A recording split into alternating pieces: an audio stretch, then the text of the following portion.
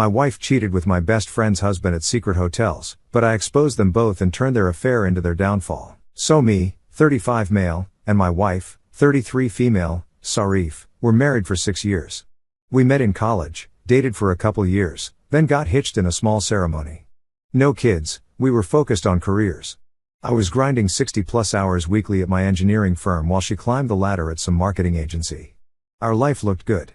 Decent apartment in the nicer part of town, 2 cars, annual vacation to somewhere with beaches. The American dream, right? I busted my ass designing commercial structures all day. Came home tired and weekends were for friends or Netflix. Nothing exciting. It worked. Or so I thought. My typical day, up at 5:30, gym by 6, office by 8, home around 8 p.m. if I was lucky, rinse and repeat. I was putting in the work now so we could enjoy life later. Building that foundation. Sarif seemed on the same page at first. Ambitious, focused, supportive. She'd meal prep on Sundays, leave cute notes in my lunch, all that couple you see on Instagram. Then about a year ago, things shifted. Subtle at first, the meal prep stopped because she was too busy. The cute notes disappeared. She started having more client dinners and team happy hours. Whatever, I thought. She's networking, building her career. That's what we both wanted. Our friend circle was mostly other couples, college friends, work colleagues, neighbors. Among them were Julian, 34, male, and his wife, 33 female, Diana. Met them at some charity thing Sarif dragged me to. Julian was this tall, perpetually tan sales director type who couldn't shut up about his latest deal or vacation to Bali or whatever. One of those guys who wears loafers without socks and has 2 white teeth. Diana was his wife and supposedly Sarif's best friend since high school. Quiet, smart, always watching. Pretty in that understated way. Dinner at our place twice a month became tradition. Julian always brought some overpriced wine he wouldn't stop talking about. It's a little Bordeaux I discovered through a client. You probably haven't heard of the vineyard. Yeah, because normal people don't spend $200 on fermented grape juice, jerk. Diana usually brought homemade desserts and sat quietly watching everyone. These dinners got weird over time. Julian making subtle digs at my career while looking my wife across the table. Still at the same company, huh? He'd say or go on about his promotions and bonuses. After these dinners, Sarif would gush about how driven and successful Julian was. He just gets how the game is played, she'd say. I'd remind her that my steady job was paying our mortgage, while Julian's sales job probably had him one bad quarter away from getting axed. She didn't like that much. Sarif kept pushing for more hangouts with just the 4 of us, turning down other invites. I just feel more comfortable with Julian and Diana, she'd claim. Sure you do. At one point, we were seeing them weekly, dinners, drinks, even weekend trips to Julian's family cabin, which was actually just a luxury vacation home his parents let him use. I went along with it because it made Sarif happy and keeping her happy seemed important. The changes in Sarif piled up. New wardrobe. Suddenly, her perfectly good clothes weren't on brand enough for her career. New haircut from long to this short professional style that all the senior women at the agency have. New gym membership at some fancy place. Then the late nights started, not just occasionally, but 3-4 times a week. Big client pitch tomorrow. Or team needs to finalize the campaign tonight. Always some excuse. She'd come home smelling like wine and the cologne they spray you with at department stores. Her texts became guarded, always angling the phone away from me. One night, I rolled over at 2 a.m. and she wasn't in bed. Found her in the living room furiously texting someone. When I asked who, she jumped like I'd caught her robbing a bank. God, you scared me. Just work stuff. Work stuff. At 2 a.m. with a password suddenly added to her phone the next day. I was too busy building our future to really investigate and maybe too trusting to notice. Our conversations became surface level. How was your day? Fine, busy. She stopped asking about my projects or my friends. Stopped sharing stories about her coworkers except for her mentor who was helping her navigate office politics. 3 guesses who that mentor was. Those twice monthly dinners with Julian and Diana evolved, too. Julian started showing up in designer clothes. Diana got quieter, if that was even possible, watching Julian and Sarif with this unreadable expression. I caught them a few times, the lingering touches, inside jokes, but I brushed it off. We'd been married for 6 years. We had history, plans, a joint checking account for Christ's sake. She wouldn't throw that away for some douchebag in Gucci loafers, would she? I was wrong, obviously. But I didn't know how wrong until Diana decided to blow up all our lives on a random Tuesday afternoon. It started like any other day. I was deep in some structural calculations for a new high-rise when my phone buzzed. It was Diana. Weird. Need to talk, not over phone. Riverside Cafe at 1 p.m. important. We weren't exactly buddies, so this was out of nowhere. Diana and I barely talked one-on-one. Always with Sarif and Julian around, but something about the text seemed urgent. I stared at my screen for a minute, then replied with a simple, "Okay." I told my boss I had a personal emergency and headed out. Dave's cool like that. Doesn't ask questions when you've put in enough 12-hour days to earn some leeway. Headed to the cafe, found Diana hidden in the back corner, giant sunglasses covering half her face, looking like she hadn't slept in days. She didn't even look up when I sat down. "Thanks for coming," she said, voice slight. "What's going on? Everything okay?" I asked. She cut straight to it. Sarif and Julian have been sleeping together for 4 months just like that. No cushioning the blow. I remember feeling weirdly calm, like my brain needed to buffer before processing that information. She slid a manila folder across the table, finally taking off those sunglasses. Her eyes were red and swollen. The folder was meticulously organized. Hotel receipts, screenshots of texts, photos of them going into hotels together, timestamps included, times and dates that perfectly matched Sarif's late meetings and work trips. One photo showed them kissing in his car in some parking garage. Another showed them entering the Marriott downtown. The texts were worse. Explicit I can't unsee. Talking about what they'd done and would do next time, plans for vacations they'd take when they were finally free. Complaints about their spouses. Me being boring and always working. Diana being clingy and not ambitious enough. "How did you get all this?" I asked, my hands starting to shake as the reality sank in. "That's a long story." "It doesn't matter," Diana said. "I've suspected since Christmas when I found a hotel key card in his jacket. He claimed it was from a business trip, but the hotel was downtown, 10 minutes from our house." She took a deep breath.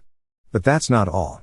Julian's been embezzling from his company to pay for their activities." She pulled out another set of papers, expense reports, credit card statements, company financial records. Julian had been coding their hotel stays as client meetings, their dinners as business development, even jewelry for Sarif as client appreciation gifts. Tens of thousands of dollars over the past few months. "He's the finance director.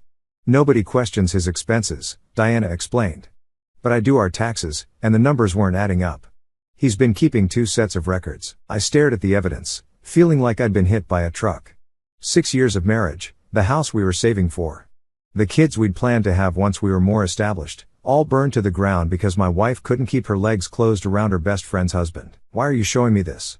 I finally asked, looking up from the damning evidence. Diana's expression hardened. "Because you deserve to know.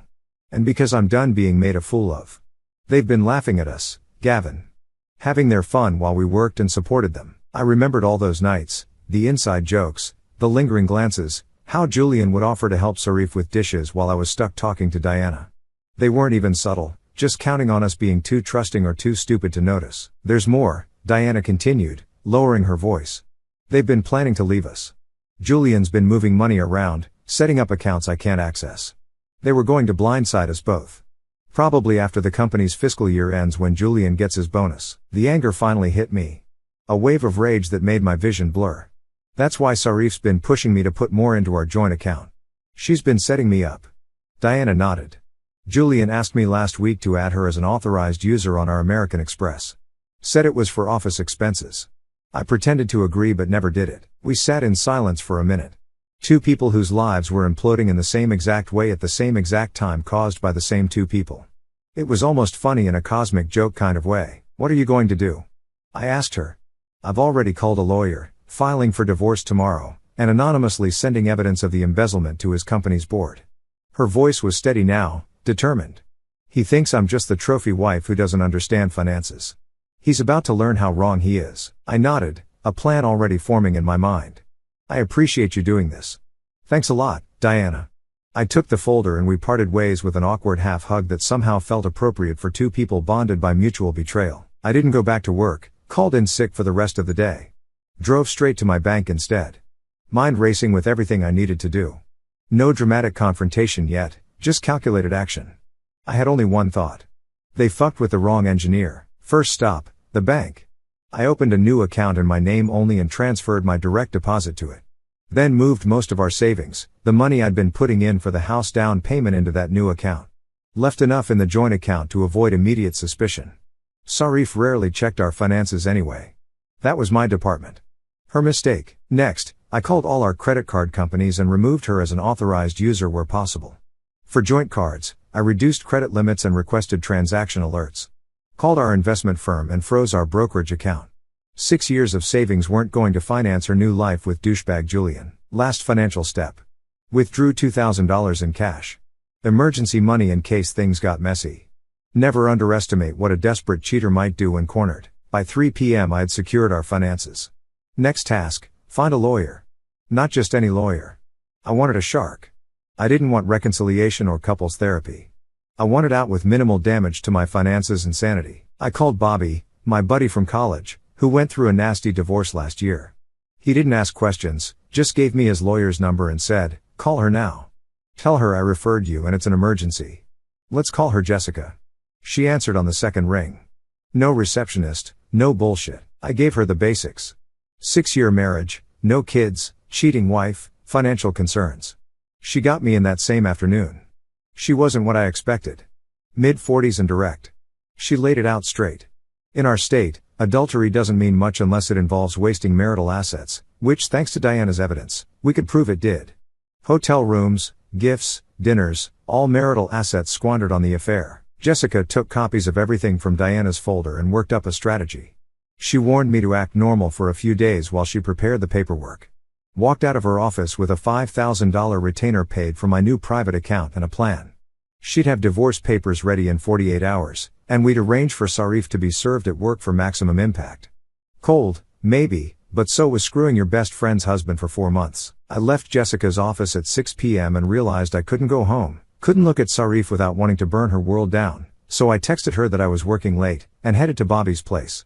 Bobby lives in a 2-bedroom bachelor pad downtown. When I showed up with a duffel bag, he just nodded, handed me a soda, and sat me down. That's real friendship. No questions, just support when you're falling apart. That night was rough. Bobby went out to give me space. And I sat on his balcony just thinking, scrolling through pictures on my phone. Sarif and me in Thailand last year at my parents' anniversary, building that IKEA bookshelf that nearly ended our marriage before the affair did. 6 years of memories, all tainted now. All wasted. For who? For some soft dude with a fancy haircut. My phone was blowing up with texts from Sarif. Working late again? There's leftover pasta. Are you coming home soon? Want to watch that show? Everything okay? You're being quieter than usual. Each message made me angrier. The casual normalcy of it all while she was living a double life. I didn't respond, let her wonder. Instead, I texted my boss that I needed a few personal days. Then I turned off my phone and opened the soda. Not my proudest moment, but sometimes you need to hit pause on life. I spent the next day organizing, made lists of shared property, accounts, insurance policies, changed passwords on my email, social media, cloud storage, backed up text messages, photos, important documents. Methodical, like I said. When I turned my phone back on that evening, there were 28 missed calls and texts from Sarif, escalating from casual to concerned to pissed off. I sent one reply, busy with work, staying at Bobby's to focus on project. Back in a few days. Her response was immediate. What project? Why didn't you tell me? This isn't like you. The irony of her saying what was like me after proving she never really knew me at all. I didn't respond. By day 3, the divorce papers were ready.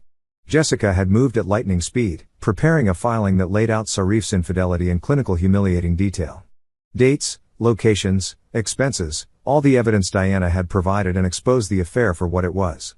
A toddy expensive betrayal. Jessica arranged for a process server to deliver the papers to Sarif's office at 2 p.m. perfect timing. Right after lunch when the whole office would be there to witness it. Petty? Absolutely. Satisfying? You bet your ass. I stationed myself in a coffee shop across from her building, nursing an Americano while watching the entrance. At 1:58 p.m., I saw the process server enter. Professional-looking woman with a manila envelope. At 2:24 p.m., my phone exploded with calls from Sarif. It was done. I declined the calls and waited, watching. At 2:40 p.m., Sarif burst out of the building, mascara streaking down her face, phone pressed to her ear, probably calling Julian. I just watched the whole show with a smirk on my face, a strange sense of calm washing over me. The worst was over. That night, she tracked me down at Bobby's place. Had no idea how she found me. Maybe she called around to my friends. Bobby had gone out again, giving me space. The pounding on the door started around 8 p.m. I knew it was her before I checked the peephole. She was a mess. Hair wild, makeup smeared, eyes red and puffy. I opened the door but blocked the entrance with my body. No way was she coming inside. How could you do this to me? She shrieked, trying to push past me. I didn't budge. Serving me at work? Everyone saw. You humiliated me, she continued, voice cracking. I stayed calm, which only made her angrier. Told her to communicate through my lawyer from now on. She switched tactics, suddenly crying, claiming it was all a mistake. Julian meant nothing. We could fix this, I laughed in her face. Told her I had all the texts where they planned their future together. The hotel receipts, the photos, everything. That's when she got scary calm, her voice dropping to a threatening whisper. This isn't over. You have no idea what you're doing. I closed the door in her face. Her final words hanging in the air. Through the door, I heard her scream before her footsteps retreated down the hallway. That night, I slept like a baby. My life was burning down around me. Well, not exactly my life, but the garbage part of it. Let it burn. Yes, in a Dell voice. 3 days after serving Sarif the papers, Julian finally made his move. Bro decided to flex his muscles. I was in the parking lot at work heading to my car after a surprisingly productive day. I spotted him before he saw me, leaning against my car, trying to look casual in his expensive suit, checking his watch like he had somewhere important to be. Just the sight of him made my blood boil. This was the guy who'd been sleeping with my wife, spending my money by proxy, laughing about me behind my back. I considered just turning around and going back inside to avoid giving him some tooth work, and legally getting myself into trouble. But screw that. This was my car in my workplace parking lot. I wasn't about to be intimidated. As I approached, he straightened up, flashing that fake sales smile that probably closed a lot of deals and opened a lot of legs. Up close, he looked worse than usual. Tie slightly crooked, dark circles under his eyes. Apparently, Diana leaving him was taking a toll. Good. We need to talk about this situation, he said, attempting to sound reasonable. It's gotten out of hand. I set my laptop bag on the hood of my car, just staring at him, letting the silence get uncomfortable. A trick I learned in negotiations. The first person to speak usually loses. He broke first, of course. Look, man, I know you're upset, but these things happen. Marriages drift apart. People find connections elsewhere. And Sarif needed someone to satisfy her. Really? These things happen. Was his explanation for screwing my wife? Like it was a weather event. Hurricane Julian makes landfall in my bedroom. News at 11, and satisfy her. The second those smug words dripped from his mouth, I decided to satisfy my fist by rearranging his face. One clean, therapeutic punch, and he crumpled next to my car, holding his face. Sarif's a mess, he whined, dropping his voice conspiratorially, as if we were partners in crime. Did you really have to humiliate her at work? Oh, my bad. Next time my wife cheats, I'll be sure to throw her a freaking parade instead. After a pause and some nervous looks by him, he finally spoke. Look, man, the divorce papers, he finally said, getting to the point. Some of those allegations are excessive. The financial stuff especially. There it was. He wasn't here about Sarif at all. He was worried about the evidence of embezzlement detailed in the filing. Save it. Worried it might find its way to I've seen the receipts, the dates, the text messages. Tell me, does your company know you're using their money to fund your affair? He stood up and stepped closer. You need to be very careful about making accusations. That's a dangerous road. I didn't back up an inch. Make a move. Please give me a reason. He faltered, taking a half step back. For all his bravado, Julian was a coward at heart. You're making a mistake, he said, his voice hardening. Sarif and I are both screwed. I finished for him. How's Diana doing, by the way? Heard she's going for the house. You've got a sweet wife. Oh, my bad. Ex-wife. That hit a nerve. Diana had apparently hired a shark of her own, and Julian was facing the financial equivalent of a wood chipper. His momentary confusion confirmed he didn't know Diana and I were in contact. Perfect. What did you just say? What the hell do you mean? Enjoy prison, Julian, I said, grabbing my laptop bag and unlocking my car. Prison? He laughed, but it sounded hollow. For what? Having an affair isn't a crime. Embezzlement is, I replied simply, getting into my car and driving away, leaving him standing in the parking lot, probably trying to calculate exactly how screwed he was. Very screwed, as it turned out. That night, Diana came over to Bobby's place with dinner and a USB drive containing everything she'd gathered on Julian's financial fraud. We spread it all out on Bobby's dining table.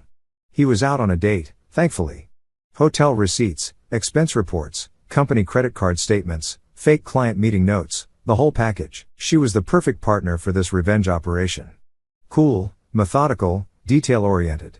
She had an accounting degree and had worked in forensic accounting before marrying Julian. She knew exactly what to look for and how to present it in a way that would raise immediate red flags with auditors. He's been doing this for years, she explained, pointing to patterns in the statements, not just with Sarif. There were others before her, but he got sloppy this time, spending more, taking bigger risks.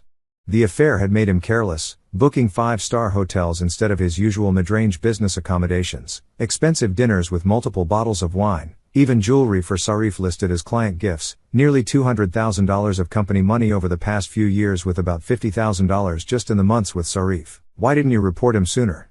I asked, scrolling through a particularly damning spreadsheet she'd created. Diana gave me a tight smile. I only put it all together recently. And honestly, I wanted out first.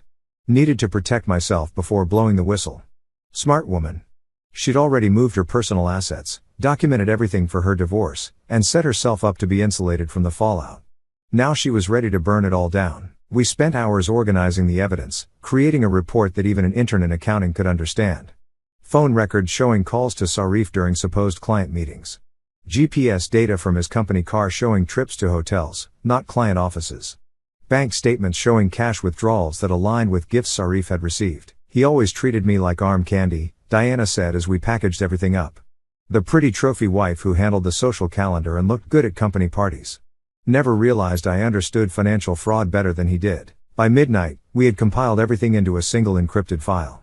Diana had created an anonymous email account using a VPN. The plan was simple. Send the evidence to Julian's company board, finance department, external auditors, and the SEC. Then wait, are you sure about this? I asked her as my finger hovered over the send button. Once it's done, there's no going back. Diana's face hardened. He stole from his company. That's not revenge. It's justice. She was right. This wasn't just about getting back at them for the affair anymore. Julian had committed actual crimes. We sent the email, then cracked open some drinks and waited. The response was faster than we expected. The next morning, Diana got a call from a friend who worked in Julian's building. The company's security team and 2 executives had shown up at Julian's office unannounced. His computer was confiscated, his access badges deactivated. He was escorted from the building carrying a sad cardboard box of desk plants and family photos. By afternoon, there were rumors circulating about financial irregularities and an internal investigation. By evening, Julian was calling Diana nonstop, leaving increasingly panicked voicemails about misunderstandings and how they needed to talk. She played one for me, his voice high and tight with stress. Diana, please. It's not what it looks like. I can explain everything. Call me back. First blood drawn. But we were just getting started. It's amazing how fast a life can unravel when the right threads are pulled. Julian certainly did. Within 48 hours of our anonymous tip, his company had launched a full internal investigation. By the end of the week, they'd brought in forensic accountants and outside counsel. Serious. They weren't just covering their asses. They were building a case. Meanwhile, my divorce proceedings moved at warp speed thanks to rock-solid evidence of infidelity involving misused marital assets.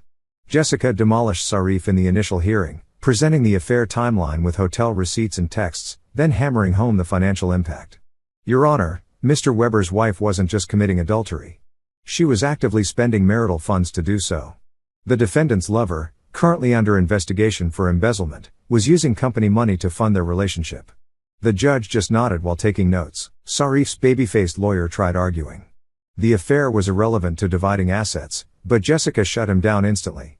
Her lover is under criminal investigation for embezzlement used to fund their affair, directly impacting financial discovery. That caught the judge's attention, who promptly ordered expedited financial discovery and a quick divorce timeline. Sarif sat there looking shell-shocked, like this couldn't possibly be happening to her. Welcome to consequences, honey. Outside the courtroom, Sarif tried approaching me, eyes red and puffy. I just walked past her to Jessica's office for our debrief. The look of rejection on Sarif's face almost made the wasted 6 years of marriage worth it. Over the next few weeks, Julian's situation went from bad to catastrophic. Diana kept me updated through her sources at his company. The initial investigation had uncovered even more financial irregularities beyond what we'd sent them. Turns out our anonymous tip was just the thread that unraveled a sweater of fraud going back years. One evening at a diner, far from our usual spots, didn't want to run into mutual friends. Diana showed me an email from her lawyer.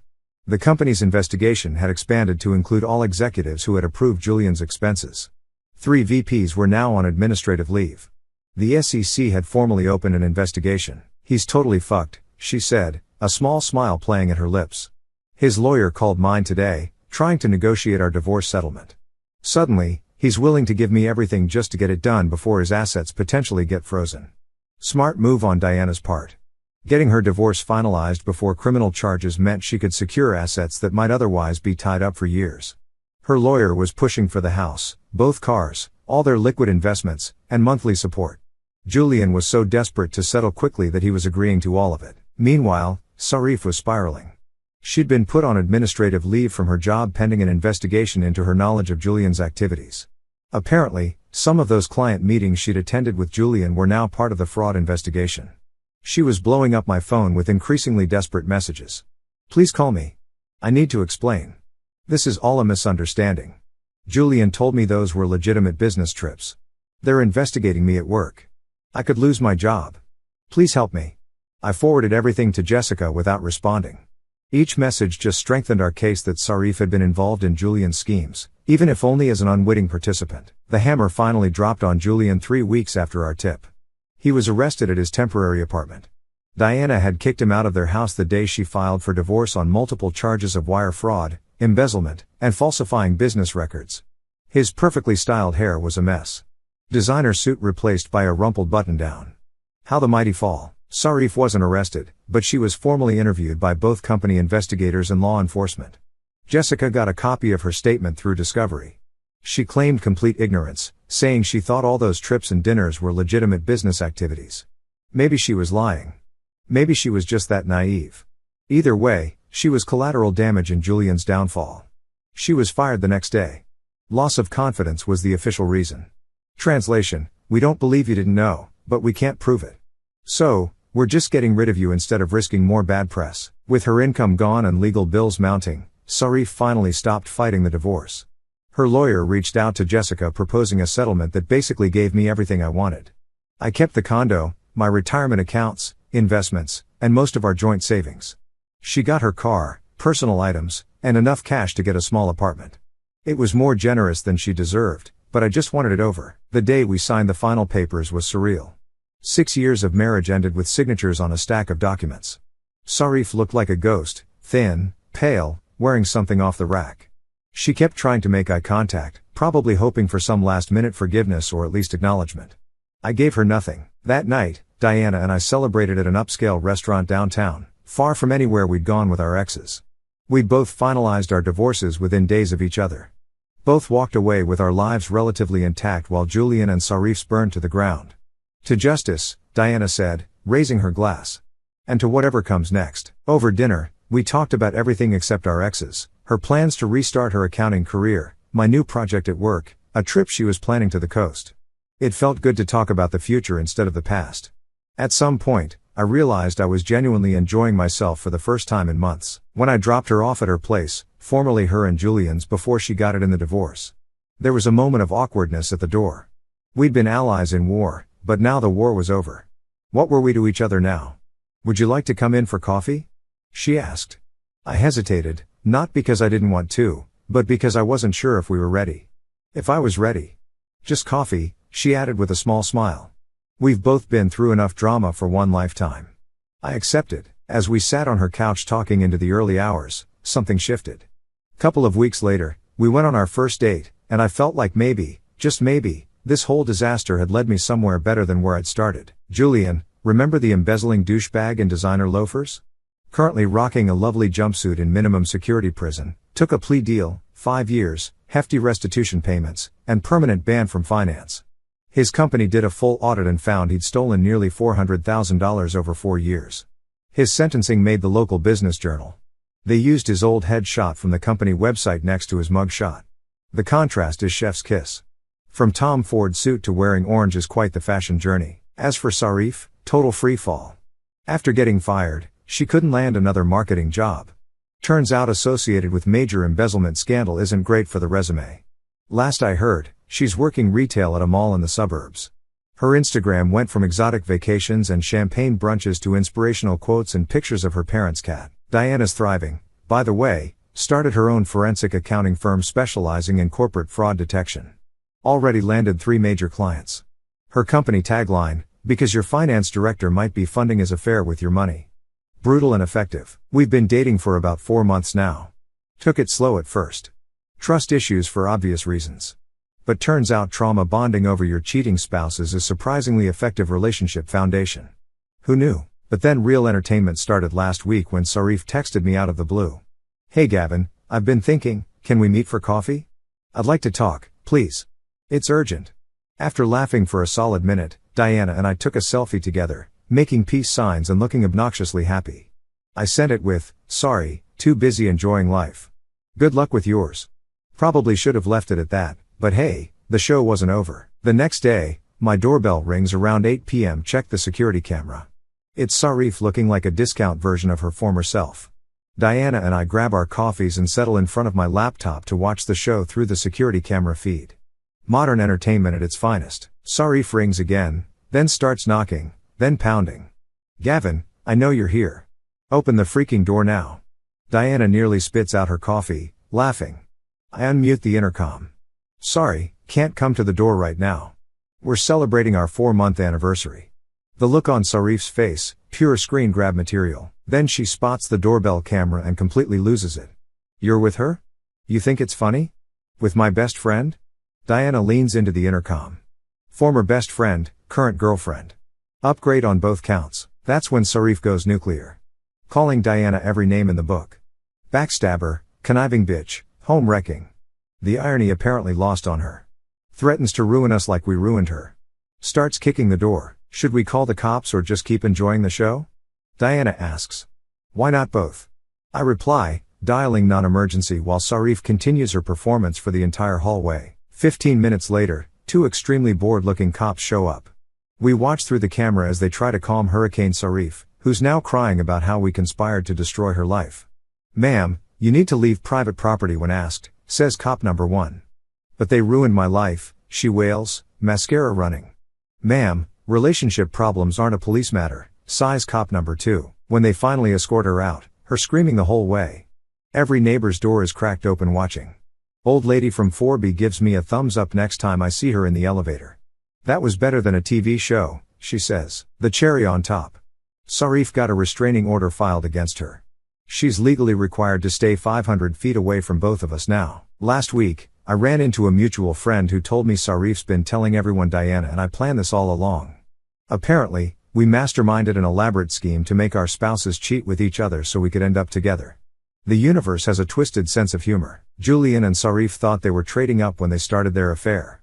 Now, he's counting ceiling tiles in a cell, and she's folding sweaters at the mall, while the people they betrayed are building something real.